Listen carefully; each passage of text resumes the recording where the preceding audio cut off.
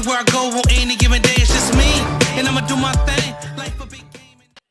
Hey, my creators, and Happy New Year. Welcome back to the channel. I want to talk to you today about how I made $27,000 in 1 year on Etsy. And then Etsy shut me down. So, if you are ready to hear my story, stay tuned. Are you ready? Let's go. Let's go. All right, my creators. So this is not a tutorial. I'm not sharing any screens. I don't have Canva open. None of that. It's just you and me. Okay. And this is one of those conversations that deserves time and honesty. So if you're listening while you're working, driving, or just thinking about your creative journey, stay with me. I want to talk about my Etsy experience, right? So I built an Etsy store back in, I want to say it was 2021 or 2022. And I made $27,000 in 1 year. Now, to some people, that may not seem like a whole lot of money, but for me, I think that was significant. I was already working and I had a full-time income. So 27,000 extra dollars a year was, wonderful. It was an actual paycheck, right? That some people actually look forward to. But for me, it was just extra money and that really came in handy. But unfortunately, eventually that store was shut down by Etsy. Okay. So, this is not a warning story and it's not meant to scare you. It's also not meant to bash Etsy because I think Etsy can be a great platform, especially if you are a beginner, right? This is not a dramatic story meant to shock you. It's really just a learning story. And if you want to sell online, whether it's on Etsy or other platforms, if you want to sell digital products or print on demand products or something else, I truly believe you can learn from what I experienced. So I guess I want to set the context for you.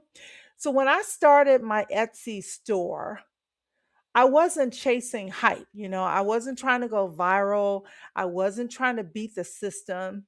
I was doing what a lot of creatives do. I saw an opportunity, I had skills, and I decided to try. I designed products that people clearly wanted. I knew that I had the skills to design products. I had no doubt about my ability in doing it. And I got better as I continued to do it. So that's a lesson in itself. But I also learned how listings worked on Etsy. I paid attention to what my buyers responded to and just buyers in general on Etsy. I made adjustments as necessary. I stayed consistent. Sales didn't necessarily explode overnight, but they did grow steadily. And over the course of a year, that store brought in $27,000. So that number matters, not because it's a flashy number, but because it proves something important. I wasn't guessing. I wasn't just watching videos. I was actively building my Etsy store. So I want to slow down a little bit because this part really matters. When a business ends, people often assume that everything about it was wrong, but that's not necessarily true. And especially in my case, there were many, many things that I did right. I understood product market and the product market fit. I knew how to present products clearly. I understood buyer expectations. I paid attention to customer behavior.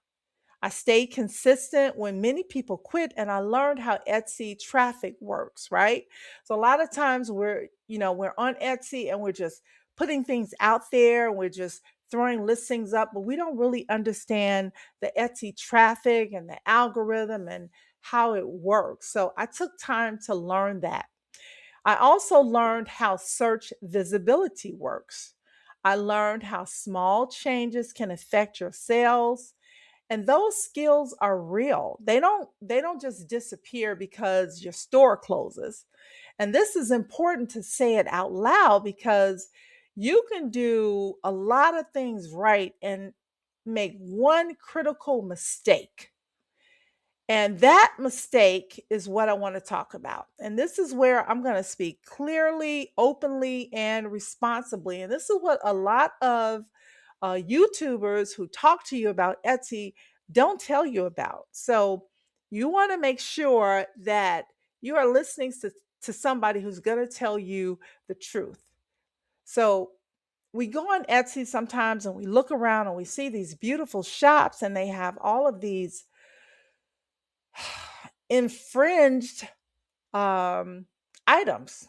And that's a no no. And let me tell you why.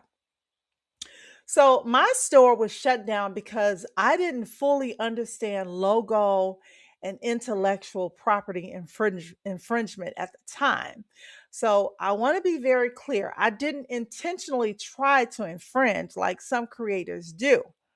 But I think most creators just don't understand. So I didn't believe I was doing something wrong, but I didn't understand the full scope of what was allowed. And platforms don't care about intent. Etsy does not care if you didn't understand. They don't care if other people are selling similar items. They don't care if your store is profitable. They don't care if you're a small store. To them, rules are the rules. And one misunderstanding, just one, can cost you everything that you built. And so this happens to many sellers. And this is where I know my experience can help others because this mistake is common. Many sellers rely on what they see other shops doing, what someone said in a comment, what seems to be working right now. They assume that if something is selling, it must be allowed. But selling does not equal permission. You know, Fast success can actually make things worse, and you don't want that. So even when money starts coming in, you think, well, this must be fine. It's working. I'll look into it later.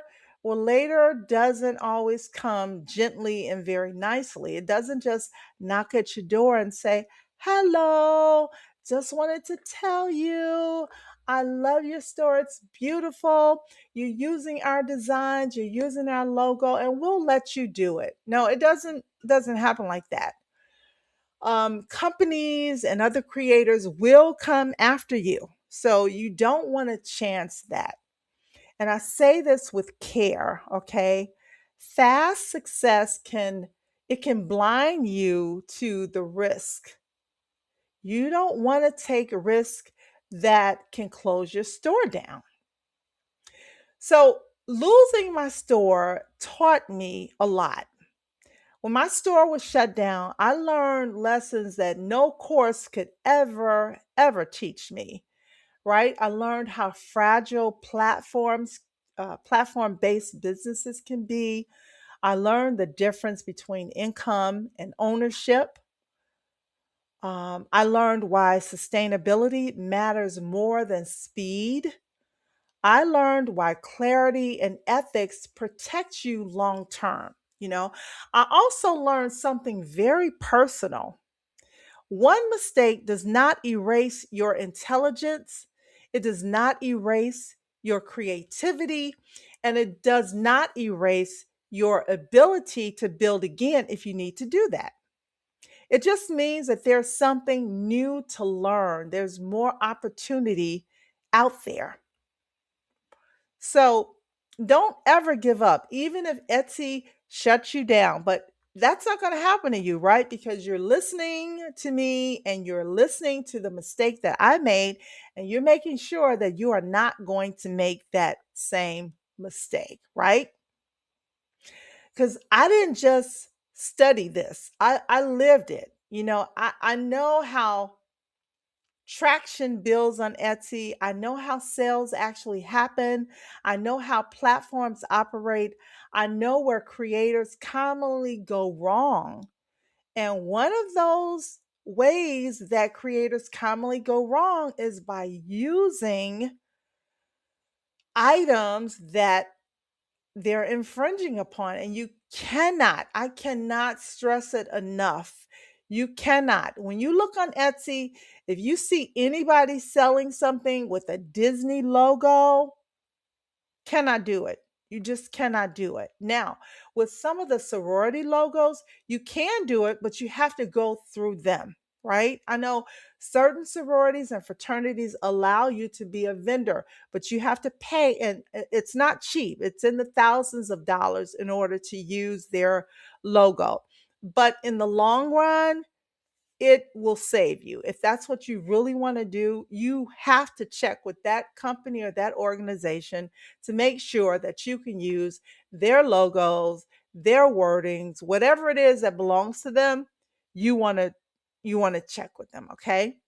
When I made the infringement error, I actually just took the letters, right? I didn't have the Greek letters. I just took the alphabetical letters and put it across the t-shirt. That was a no-no. Didn't know that. I did it several times. I didn't see my email from Etsy because I didn't check that email all the time. I wasn't thinking about it. And apparently Etsy had given me a warning, but like I said, didn't check that email all the time. And eventually they shut my store down. I want to say after maybe 2 or 3 warnings, they had received an infringement letter from the organization requesting that I take it down, and I didn't. So Etsy took it down, and then they just closed my store. Okay. So you don't want that to happen. Please, I am begging you, don't do that. But most importantly, I think I just deeply care about, helping people avoid mistakes that cost them time and money and confidence. And I don't teach shortcuts. I teach thinking, right? And so this experience is why my channel is evolving because it helps people. And that's, I think, what we're all here to do, to help each other. So, yes, I will always still talk about Canva. I will always talk about creativity because that's what this channel is all about. But we're also going to talk about decision making, sustainability, business reality, mindset, and long term thinking. Because tools change, platforms change, but understanding lasts, right? So if you want to sell online, you can build something real, and you can do it thoughtfully. And you're in the right place to do that. This channel will teach you how to do that. So my story isn't about losing something, it's about gaining clarity, and it's about gaining a community. Because I decided after the store closed, I decided I want to teach people because I want people to succeed and I want people to make an extra $27,000 and more, right? So if sharing what I learned helps even one person build and build wisely, then everything I went through was worth it, right? So keep that in mind. When you're learning from somebody, make sure it's somebody that is not going to sell you a pipe dream. YouTube doesn't cost anything. So that's why people get on here and they tell you all these things so their channel can grow. But I'd rather have a smaller group of subscribers that understand the truth and know the realities of things like infringement. You have to know these things. You can't just build a store and add whatever you want in there. You can't build a store and just add Disney because you like Disney items or what else do people do? I see Charlie Brown. I see celebrity figures and Song lyrics, that's another thing. People think they can take song lyrics and just put it on t-shirts. You can't do that.